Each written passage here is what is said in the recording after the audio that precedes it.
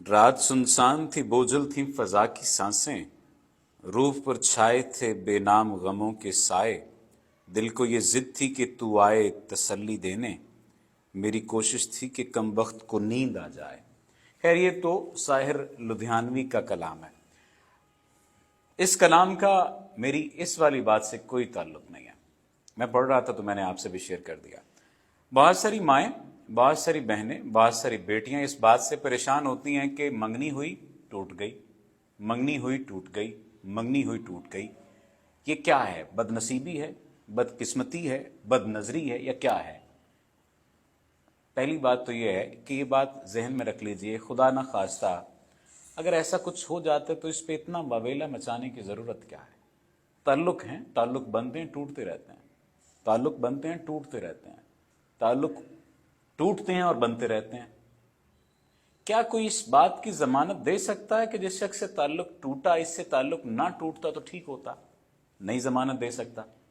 अब ताल्लुक को ठीक रखने के लिए या जोड़े रखने के लिए मुख्तलिफ किस्म की कोशिशें होती हैं जो हमने करना होती हैं, और ये कोशिशें सभी के इल्म में नहीं होती, किसी एक के इल्म में या चंद लोगों के इल्म में होती हैं, और वो फिर बता रहे होते हैं।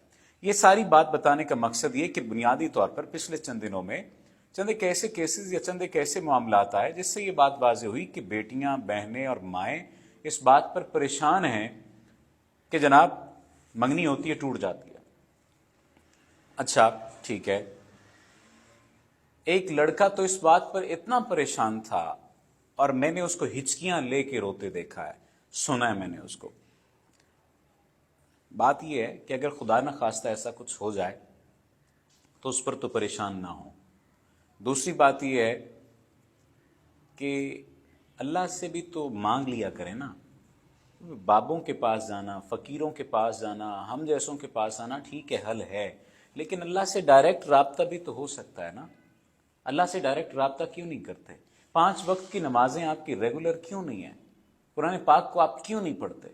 खैर के रास्ते पर क्यों नहीं चलते? टेढ़े मेढ़े रास्तों पर चलने को आप तैयार रहते हैं, सीधे रास्ते पर चलना आपके लिए मुश्किल हो जाता है। तो मैं असल में जो बात कहना चाह रहा हूं वो ये बात कहना चाह रहा हूं कि अगर खुदा न खास्ता ताल्लुक टूट भी गया है तो कोई बड़ी कयामत नहीं आ गई। मंगनी टूट गई है, कोई बड़ी कयामत नहीं आ गई। उसके लिए मुख्तलिफ रेमेडीज होती हैं, वो कर लिया करें, अल्लाह ताला ठीक कर देगा। अब यहाँ पर आपको एक किस्सा सुनाता हूँ, उसके बाद आपसे इजाज़त चाहूँगा। एक खातून ने राब्ता किया कि उनकी बेटी, वो बैरून मुल्क रहती थी, तो बैरून मुल्क वैसे भी रिश्तों की प्रॉब्लम्स होते हैं, तो वो बैरून मुल्क रहती थी, तो उन्होंने राब्ता किया कि बेटी की मंगनी हुई टूट गई, मंगनी हुई टूट गई, क्या किया जाए? तो मैंने उनसे कहा कि पहली बात तो ये कि घर में कोशिश ये करें, ये देखें कि मामला चल क्या रहा है, कहीं कुछ ऐसा तो नहीं है कि किसी ने किसी के साथ ज्यादती कर दी, कहीं कुछ ऐसा तो नहीं है कि किसी का हक आपने खा लिया, हक मार लिया।